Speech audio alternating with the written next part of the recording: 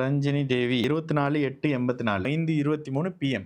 ஐ தவர் பேரா. கடகம் பூசம் metal business டவுனா இருக்குதா? சனி சுபத்துவமா இருந்தா மெட்டல் பிசினஸ் உண்மையிலேயே நல்லா வரும். சனி தான் மெட்டலுக்கான பிளானட். சனி சுபத்துவமா இருக்காரா? அப்ப மெட்டல் பிசினஸ் நல்லா வரும். சரி, இந்த இடத்துல கடகம் பூசம் சனி உச்சமா இருக்காரு. சனி சம்பந்தப்படுற தொழில் அமைப்புகள் வருமா? நவாம்சத்துல அவரு இவருடைய வீட்டுல இருக்காரு. ஆனால் 8, 12 சுபத்துவமா இருக்கிற ஜாதகம். சரி, இருங்க பார்ப்போம். இப்ப தசாபுத்திகள் என்ன சொல்லுது? தசாபுத்தி அமைப்புல கேது தசையில புதன் புக்தி நடக்குது. அடுத்து சுக்கிரன் தசை. கேது தசையில புதன் புக்தி, அடுத்து சுக்கிரன் தசை. சுக்கிரன் 8ஆம் இடத்துல இருக்காரு. குருவின் பார்வையில இருக்காரு.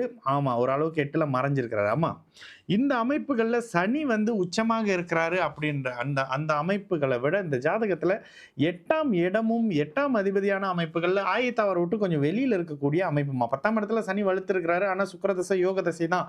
8ல சுக்கிரன் மறைஞ்ச இடம் மாத்தி பிறந்த இடத்துல இருந்து தள்ளி தான் பண்ணுவாரு. அஷ்டம சனியோட அமைப்புகள்ல கடுமையான பாதிப்புகள் கடந்த காலத்துல நிச்சயமா இருந்திருக்கும். செவ்வாயோட சேர்ந்து இருக்கக்கூடிய அமைப்புகள்ல ஒரு மாதிரியான ஆமா, லாப அமைப்புகளை கெடுக்கிற வேலையை செய்வாரு. அதே நேரத்துல சனி 10ஆம் இடத்துல இருக்கிறாரு. நவாம்ச சுபத்துவம் இருந்தாலும் இந்த இடத்துல உங்களுக்கு சுக்கிர தசமா. சுக்கிர தசை சனி சம்பந்தப்படுற மாதிரியான தொழிலை கொடுக்கும்.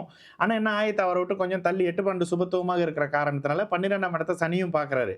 அப்ப 8, 12 அமைப்புகள்ல சுபத்துவ தன்மைன்றதுனால ஆயத்தை அவரை விட்டு வெளியில இருந்து சம்பாதிக்கிற மாதிரி அமைப்பு இருக்குமா. அஷ்டம சனி எல்லாம் சுத்தமா முடிஞ்சாச்சு.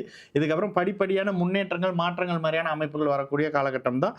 அதனால இந்த தொழில் அமைப்புகள்ல மறுபடியும் மெதுவாக மேல வர ஆரம்பிப்பீங்க.